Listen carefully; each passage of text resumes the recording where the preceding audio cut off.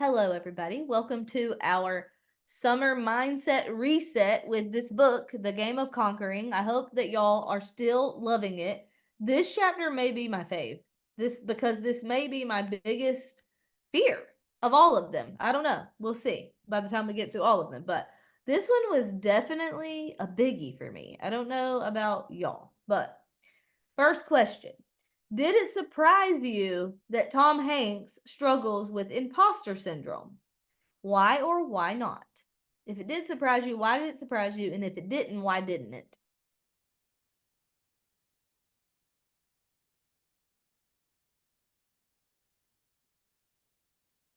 It did not surprise me because I think that as his level of greatness grew, he knew he was in a new classroom with peers who were also just as great. So even though he was keenly aware he is improving, he knows every time you improve, it puts you in a new class of people. And so at no point do you have an opportunity to get arrogant or like I think a lot of people struggle with that because like I said, it's not like you improve and you get to stay doing B movies. Like you improve and now you become a superstar. And then now that you've been a superstar one time, what if the next movie's a flop? Like it's just comes with more pressure and expectation and responsibility. And so I think the better he got, he also knew so was everyone else. The ones that he was competing with, so were everyone else. Interesting perspective. Okay.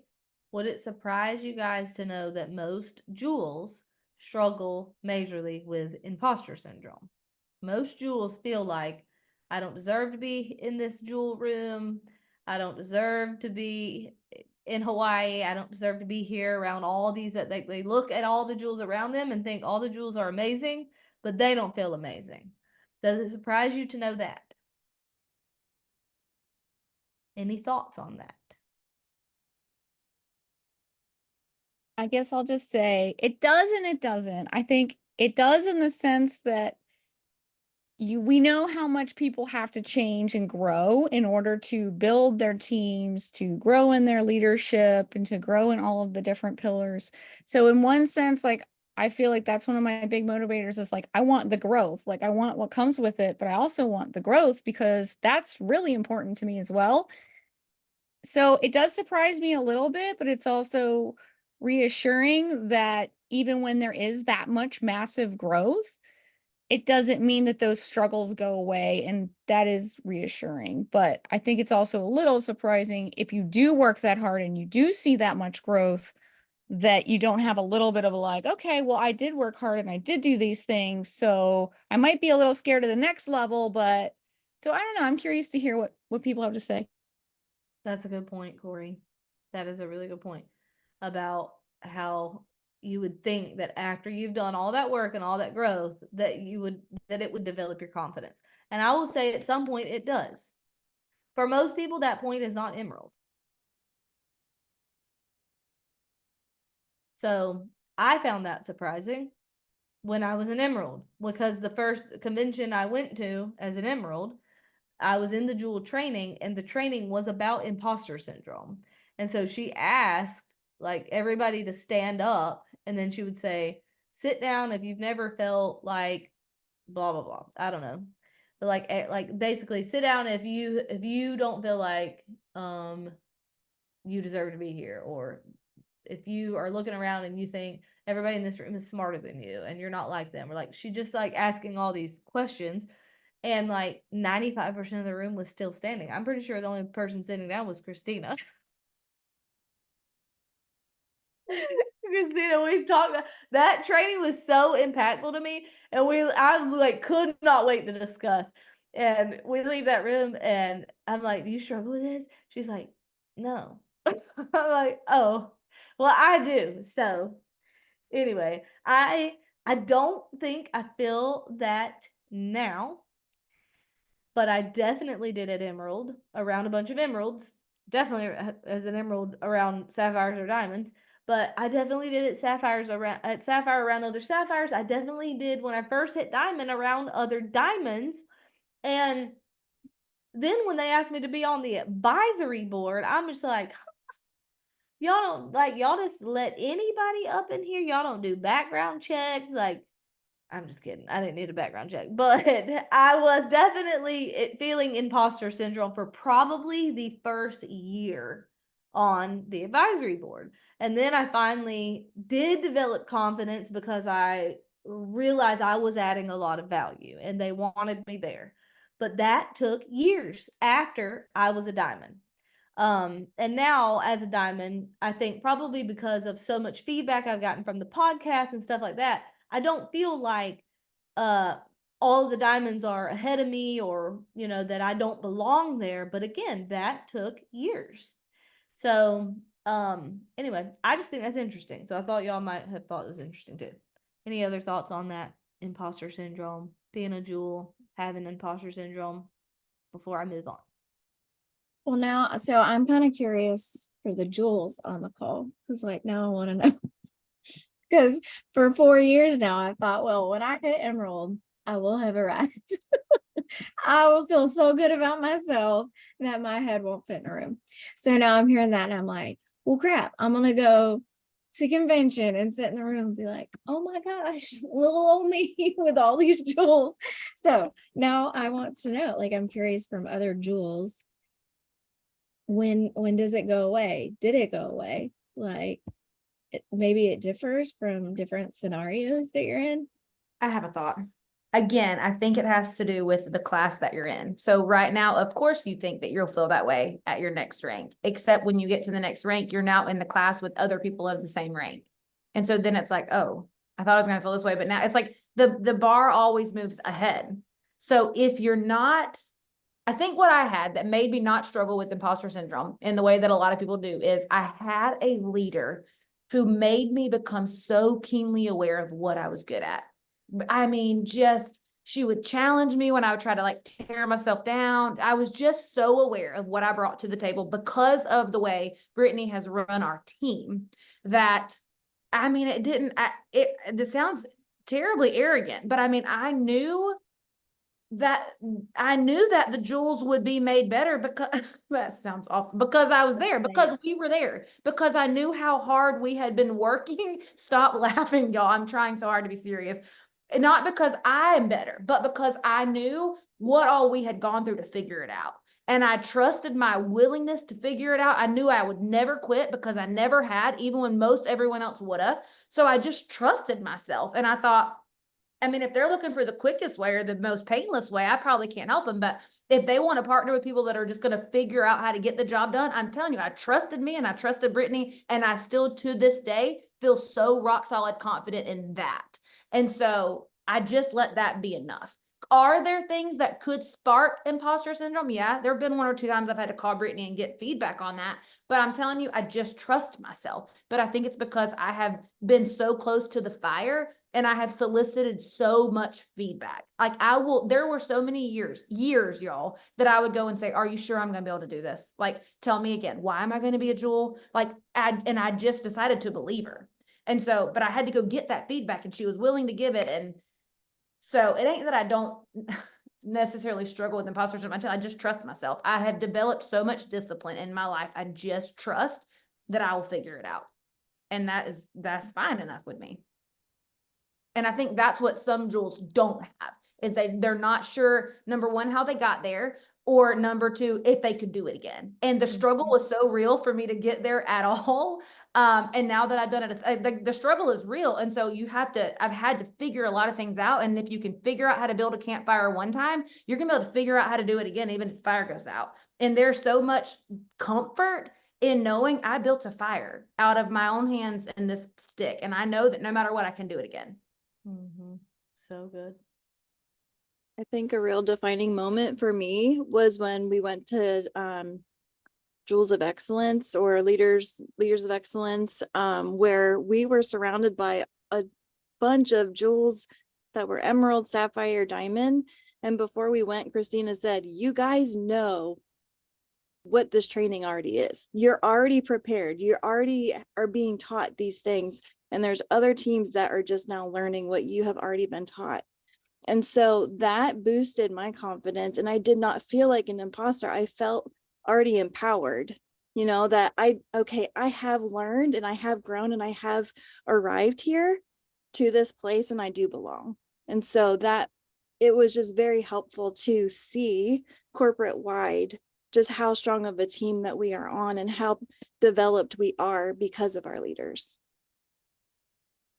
Yeah, same as Kayleen. Also, one thing that has helped me, because I remember my first event was not first event, but like one that I felt I was going to be really intimidated and just scared to meet, because it was Ruby Retreat the first time. And I remember thinking about like Sue and Sally and Fallon and all of them, because I'd never been around them. And I remember just feeling like, why am I here? How am I here? They're great. They're fabulous. But I was scared to even talk to them, y'all. But I finally started talking to people, and like any event that I go to, like I have to coach myself, and because I do deal with that so much. But when I start hearing from other people and connecting with other Jules and like hearing their struggles, and like they probably have the same story I have. And so that helps me a ton, just knowing. Does that make sense? Does that make sense? Okay. Just knowing that like I'm not the only one that probably feels this way. Everybody has their own story. Everybody probably feels that way for some reason or another. So that helps me. And that's probably why I talk to a lot of people. Do what? That helps me too, to Yeah. know that I'm not alone in feeling however. That's why I'm sharing that about my struggle with imposter syndrome, because I do want, like, if you get to Emerald and you still feel that way, I just want you to know it's okay. And it doesn't mean anything other than you're going to keep growing, and eventually you'll become confident if you just keep growing. And if you're constantly surrounding yourself by people who are smarter than you, which is what I want to do, like I feel that I'm probably going to always feel that way just because I plan to be around smarter people all the time. And so it's just normalizing it. That's really good. Can I add something? Mm-hmm. So I feel like, being on the chat, Ruby's on the Rise, or whatever that chat is, they're bringing up, all the training from convention, and someone says, oh, you need Brittany and Christina's training. And I'm just like, my chest puffs up, my head puffs up, because I'm like, that's my team. And it's like being adopted in into, Jesus, into that family. That's the same thing here. So I pray that I don't have imposter syndrome, because I know that we've been adopted into this family and we get the training. And if we're not on these calls, we're not at these trainings, we're not at these events, shame on us, because we have it where everybody else is begging for it. We have it. And so I don't think, hopefully, and I think someone said it's, our worth, hopefully that'll be something that you deal with. But if you're on these calls and you're in this kind of stuff, you are getting what the whole world of Plexus is begging for, and we get it one-on-one. So anyway, I'll hush. So sweet, Amy. Thank you. I'll send you $20 for that later. And some of y'all, like, if you have like really struggled, not struggled, well, yeah, struggled. Like, if you've had to overcome a lot of challenges to get to the level of Emerald, and it's taken you several years, and like by the time you get there, you're well aware of what it takes to become a jewel, then you may not struggle with that. I would say when I was a new Emerald, I did struggle with that. Like, I didn't feel super confident that, I don't know, I just didn't feel like I belonged there. Although I had overcome a lot, but it was mainly in my mind. So, I don't know. Do we have any other Jules on this call that want to answer Rachel's question? I know Abby and April are here. Or I thought I saw Abby. You here, Abby? Angela, you here? Maybe. Well, I was just thinking, I think for me, I just feel like it's always been a steady uphill battle for me. Like I put a lot of time and energy into my work, my mindset, everything. So every rank I hit, especially Emerald and Sapphire, I was very proud.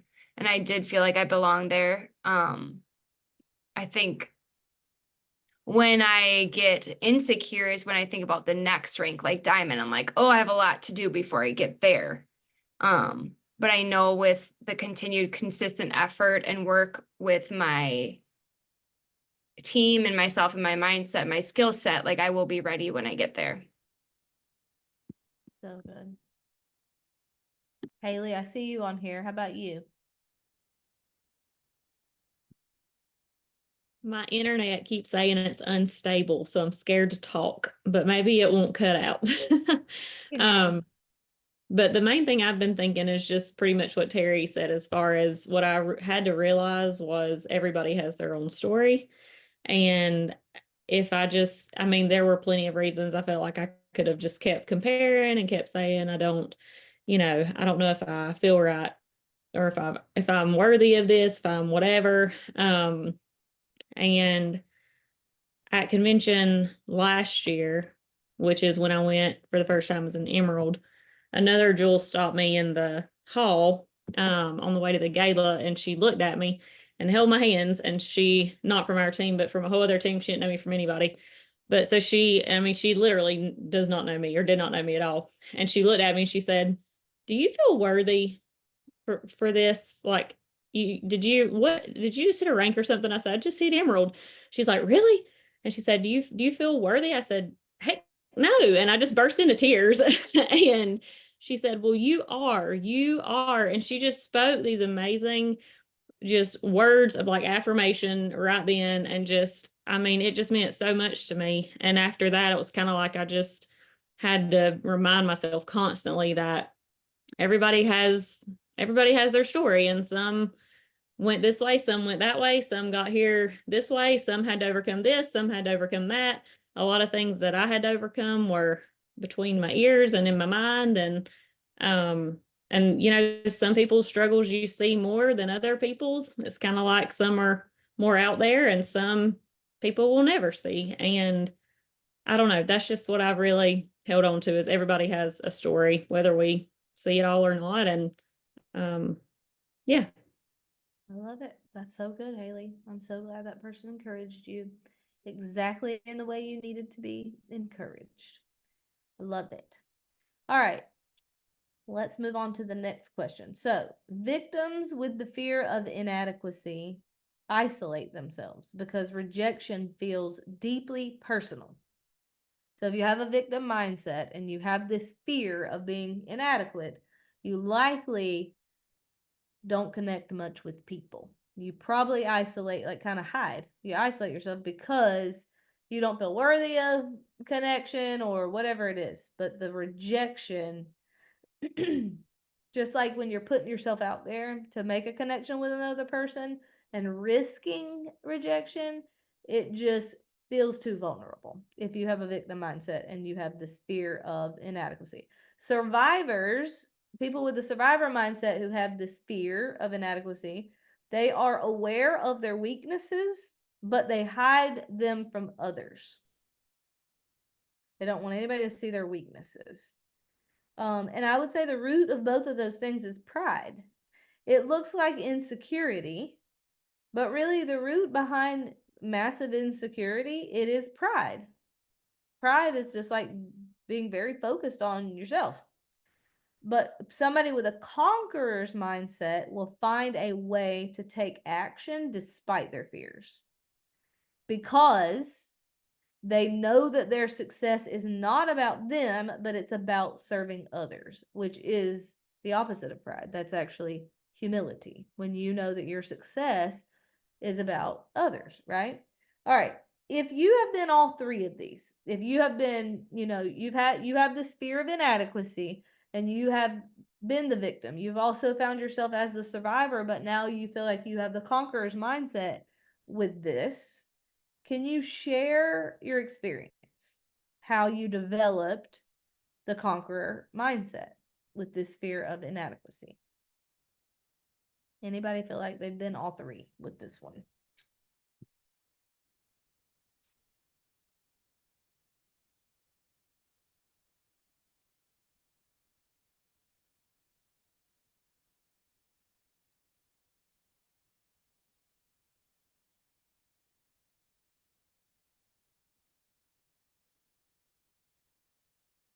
Anybody? That means the rest of us still stuck in victim and survivor with this one. Because I know some of y'all got this fear. I mean, the most recent example I can think of this is when I was asked to be a Jewel trainer, and I remember calling you on the way to Jewel school, and I'm just like, we were going to write curriculum, and I'm just like, Brittany, don't they know you are the brains behind this? Like, what am I supposed to say in this room for 3 days with all of these amazing diamonds? Strategy is not my thing. Like, they got the wrong one. I think they meant to ask you.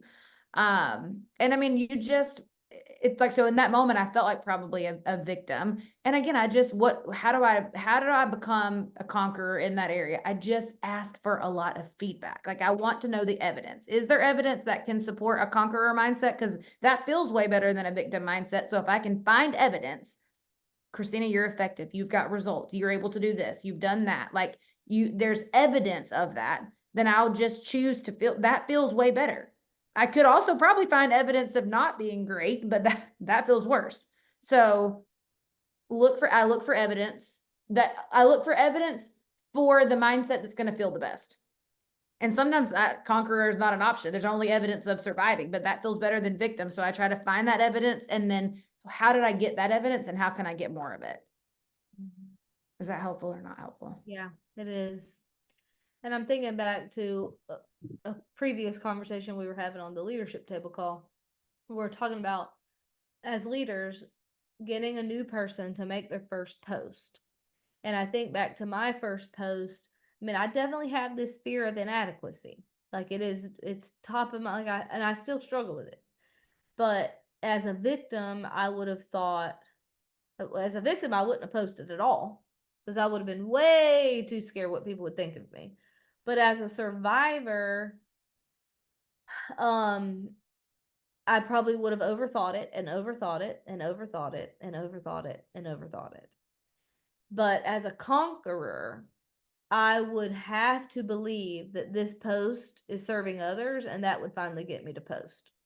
But as long as I would be sitting there thinking about, like, I have to get this post just right, because this post is going, like, it's like, if it comes across as like, look at me, this is what I'm doing, or like attention getting in any kind of way, it makes me feel incredibly insecure. But when my focus is on serving other people, like if I shift my focus to, somebody needs this product, somebody needs this business opportunity, I have something really valuable that people need to know about, and I have to post this, because if I don't, then how are they going to know?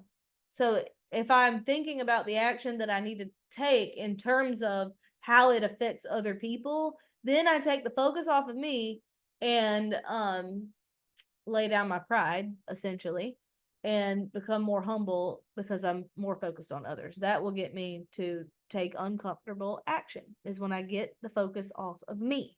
And I think that is a conqueror's mindset. And so that's just something to keep in mind as a leader when you are coaching and developing your team. When you feel like you can't get them to take action, is usually because they're focused on themselves. Get them to focus on how they can serve others, and that will help them overcome this fear of inadequacy, because it's not about them.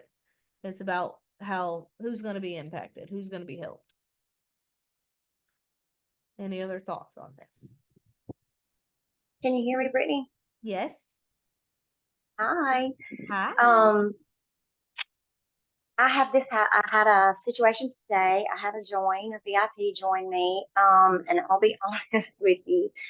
And I've heard Christina say this, the whole in-person thing scares me to death, because I never feel like I'm going to say the right thing, or, all the things. Well, she did not want to message back and forth. She was adamant that we meet in person to discuss the whole conversation.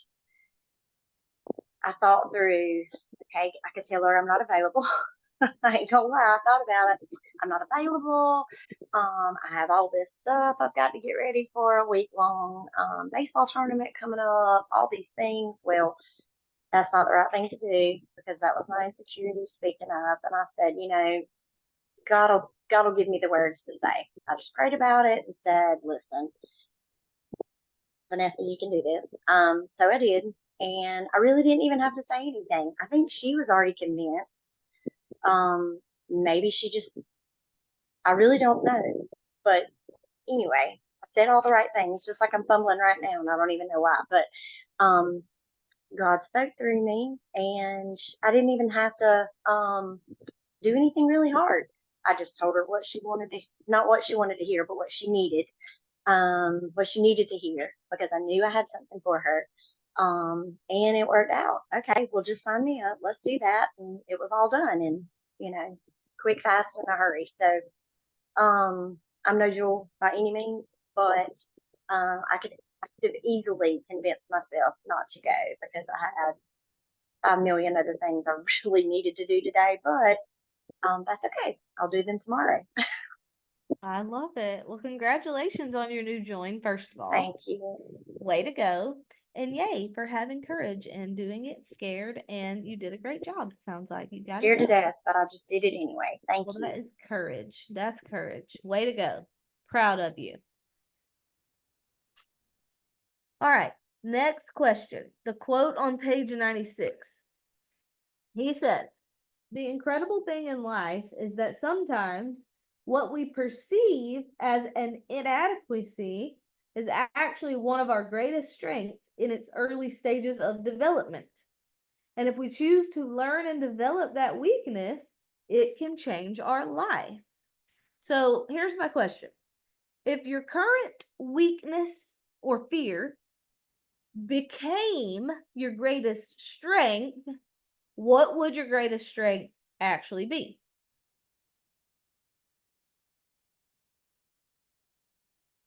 If your fear became your strength, what would it be? Yeah, you'd be a world-renowned public speaker. I already know your Yeah. answer. I don't even have to say it, you know it. I'd be on Public speaking. stages all across the nation. I wanted to I wanted to just rip these 2 pages out. The whole time I was like, oh, I gotta be a public speaker. Is that what you're telling me? Yeah, public speaker for sure. Yeah. Lisa and I were talking about this at convention, and I have never done any kind of event. Like never, ever, ever. I'm a people person. I don't get shy easily. I probably connect much better in person. I haven't exactly figured out why I'm terrified of events, but when I tell you I have not done a messenger event, a sip and see, I have not met someone for lunch. Like when I tell you when Christina makes me do book calls, I will be covered in hives. Like when I get off and I FaceTime her, I have hives all over my whole body, terrified. So I have not done a single one. And that's what me and Lisa were talking about. Like when I figure out why I'm losing my mind over this, and I'm hot talking about it, y'all. Y'all see me turning purple right now? It makes me hot to talk about it. Like when I figure out why I lose my mind over it, I really think that I'll be better. I connect better in person. Like I don't mind public speaking. Whatever is stopping me from doing that will definitely be my strength when I just do it. Very interesting, because you don't mind speaking up on calls and such. So that is very interesting. Did not know that. I can relate to that because the one and only sip and see I did with Misty at her house. When I tell you I was a train wreck, I was so nervous. My palms were sweaty. I was jittery. And Christina was even like, I don't believe it. And I was sitting there telling myself, like, maybe if nobody comes, then I won't have to speak. Then it's okay. Everything's perfectly fine. I was self-sabotaging right in the moment when I had done things to prep. Misty had ordered furniture for her house. And we were making sure for people have furniture to sit on. There was a whole debacle with that. And I was like, Lord, don't let the furniture show up. Because if we don't have furniture, people won't come. It can be rescheduled and I have more time to prep. But I just did the thing. We still ended up not doing like an actual forum speech because it was a couple of teammates that was there for encouragement. And then we had 1 or 2 girls show up that I didn't know. And then another girl showed up that I had no idea I was expecting. And she ended up joining. But now it's just entertaining the thought again of what if I just hosted in my own house and I quiet what I'm insecure about in my own house? Because I know when I'm in my own home, that's my security blanket. That's my safe place, so totally relatable. Love it, Sheena. Well, I'm glad you did it scared. I'm glad Misty got some new furniture out of the deal. Ask Christina what all she's getting out of this CEO event deal. I'm like, listen, next time I'm inviting him to my house. That way I can get all this stuff done at my house. All right, anybody else? If your current weakness or fear became your greatest strength, what would your greatest strength be? Anybody else? I'd be an emotional counselor. I'll Be an emotional counselor.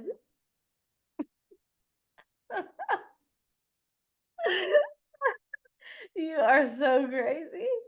I can't imagine it. All right, well, the chances of that happening are slim to zero. So Terry, maybe you don't have to.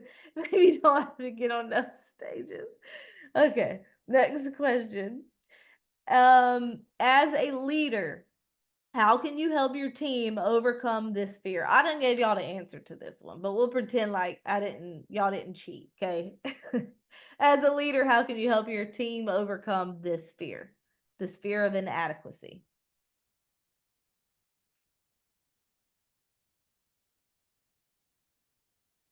Well, you said add value. Learn to add value, right? You did. I wrote it down. So fine. I don't remember saying that, but I probably did. You Sounds did. very much like something I would say. Well, Okay. because reason why I wrote it down is because, like, for me, for instance, like I do not like to lead team calls, y'all. Book studies, things like this does not bother me. Like if I can lead a book study, I get a little nervous, but not a ton. But like leading a training freaks me out. But like things that help me feel confident and less inadequate is like when I have responsibilities from my team. Like how can I add value to our team as a whole or whatever? So I just think about other things like going to Christina's and helping her with the lights or hosting doing decorating the events, just things like that. And so it just made me think about how I can empower my team so they can have that same confidence. If that makes sense. That's exactly what I said. Basically, yeah, just get focused on serving other people. Yeah. Get focused on who's going to be impacted by this versus what are people going to think of me. Yep. That's how you do it. So keep that in mind when you have a new business builder and it's time for them to make their first post or it's time for them to make those reach outs.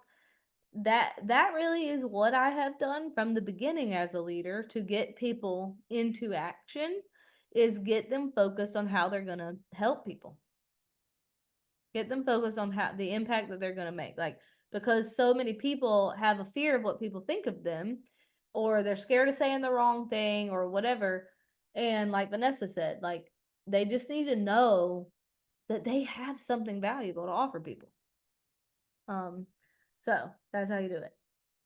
And you can do that by saying things like, so many people are silently suffering and praying for relief at night before they go to bed or whenever they pray, but they're praying for relief from something that you have an answer to. Like you have a natural solution for this. And Jessa is still hot over there talking about public speech over there, fanning herself. Yeah, that's how you do it. Just help them understand the impact that their post or their message or like the impact that their action is going to have on other people. All right. Last question I have for y'all. As a team, how can we create an environment that minimizes the impact of the fear of inadequacy? What can we do as a team to create an environment that minimizes the impact of the fear of inadequacy? I think we do that now. Our encouragement on these chats and then on these calls, just when someone has an issue, we all are very comfortable talking to, and even with me, sidelines, I'll reach out or they'll reach out and we'll just start having a conversation and just pouring into them, just being the friend that we, even if we don't know each other, if never met, you know, we know that we're all on the same team. So I think we do that now. Yeah, that's good, Amy. I think we do a good job of it too. I think that the fear of inadequacy won't ever go away completely, but I do think it's what you said. I think it's vulnerability. I think when we're all vulnerable about, like tonight on this call, how I've been very vulnerable about my past struggles, you know, with this very thing. And so then that makes it feel safe for you to have the same struggle, you know? So just normalizing the struggles, no matter what the struggle is. It could be fear of inadequacy, it could be fear of what people think, like whatever the struggle is, lack of consistency or whatever. Just normalizing whatever it is so that people feel like it's safe to be vulnerable. I think that does help with it. Any other thoughts? How can we? I was actually thinking the same thing you said, vulnerable, real, relatable. And so many are very good at that, but also, and it's loud in my house. I have kids. I don't know if you can hear me okay or not. I feel like, also just continually, and we do this, but I'm constantly thinking, how can we keep doing this and keep doing this better? But always making people feel like welcome and they belong. And nothing is a dumb thing to say. You know what I mean? Because for me growing up, one of my biggest fears or inadequacy is feeling like, and even still sometimes, even though I'm a Jewel and I'm on this call, I'm just gonna be vulnerable right now. I'll feel like it's gonna be dumb, the one thing I'm gonna say. I'll still feel that way. And or even though then the next thing you know, Brittany says the thing I was just thinking. So it's like I just thought I'd speak up and say that, feeling like, and so I need to obviously just do it anyway because it's going to help the next person feel the same way. So I'm just showing right now what I need to do more to help others. So being real, being vulnerable, saying the dumb thing that maybe, because I always thought I was dumb growing up. So it's just something that I have had to overcome, especially with book studies and things like that, because I had dyslexia. So this is a big thing I've overcome on doing these calls. But anyway, let me mute it because I don't know if you can hear my kid. Well, we can hear you fine.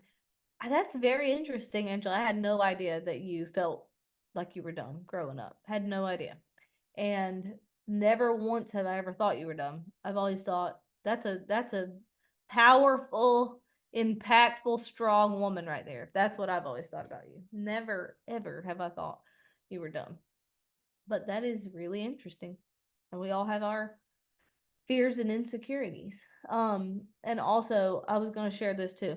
Michelle is not here to defend herself, but she won't mind me telling y'all. But we're on our Jewel call earlier and we're talking about like similar things. Like the question was something along the lines of like, what sacrifices have you made to get where you're at or something? So I listed off a bunch of mine, and then Christina listed off a bunch of hers, and then Michelle is like, I'm hearing y'all's answers, and then I'm feeling like I'm totally inadequate here because like I've made some sacrifices, but I have not done that thing you said and that thing she said. And it really was like we identified very quickly that it was just comparison. It was like a fear of like she was vulnerable in saying the narrative that I battle is I'm not good enough, I'm not doing enough, I'm not enough. And so when I'm hearing somebody who's ahead of me or that I aspire to be like, and I'm thinking, you know, they're saying, oh, this is what I had to do to get here, then I'm thinking I have to do those things too. And what it boiled down to was that fear of inadequacy, but the solution is just discerning when, like, having discernment when you are comparing yourself. Like, you're gonna hear people share success stories, you know, that they got to where they're at 100 different ways, but you're not going to be able to do all of them. And the way somebody became crazy successful might not be the same exact way you become crazy successful. And the sacrifices I made, they were very real, and so were Christina's, but she didn't make all the sacrifices. It wasn't like I listed off mine and then Christina was like, yes, I did all that plus this. It was like my sacrifices were different than Christina's, but were both very successful. And the other person, whoever's listening to that list, they might have a list of sacrifices that they have made too. It might be completely different than what Christina or I stated. So when you're hearing successful people talk, or somebody who is where you want to be, you're hearing them share, their success or their struggle. Just have, like, if your brain is telling you, I'm not them, I could never be them, I could never do what they did, just know that that is a fear of inadequacy that is causing you to compare. And it's just not true. It is not true, because you don't have to be somebody that you're not. You don't have to make sacrifices that are just non-negotiables for you. And you don't have to, like, you can be very, very successful and also be very, very authentic. So when your brain is telling you, I'm not good enough, I'm not doing enough, or I'm not enough, some version of I'm not enough, just know that that's fear, and fear is a liar. It's not true. So, all right, I think we are right on time. Any last thoughts, questions, comments about the fear of inadequacy? I'll say something, and I hope comes across as okay. It makes sense in my brain, but like they were talking about just knowing, like calling out people's strengths. And so for me, it's like what you said, it's so easy to compare. And like I've compared myself to Christina and Brittany and Michelle and Emily and all the people. And so what has helped me is hearing their weaknesses, like Christina being vulnerable or Brittany being vulnerable and telling me their weaknesses too. Not saying, hey, your weakness makes me feel good about myself, but your weakness does make me feel good about myself because it makes me feel normal. Like it's so easy for me to focus on Christina's strengths and make it mean something about me. But she says, wait, I have weaknesses. Yes. Well, you do. Now I'm losing my train of thought. But it's so easy for me to compare myself and make somebody else's strengths mean something about me, but they also have their weaknesses too. And so we're not going to have every single thing. We're not going to check every single box. Everybody else has their own things that they wish were better. And so anyway, that just was some thoughts I had. So good. Yes, your weaknesses make me feel better about myself, Christina. Whatever I can do to make myself feel better. We'd love to hear them, Christina. Would you like to share those? She's like, no. No, Dr. Nina has a hand up, so I want to respect Dr. Nina. Otherwise, I would tell you all my weaknesses. But thank you, Nina. Thank you so much for that. I appreciate it. One thing I wanted to add about what I think our team does a good job of, and this is a very vulnerable topic because my heart is racing right now, because I did something really scary.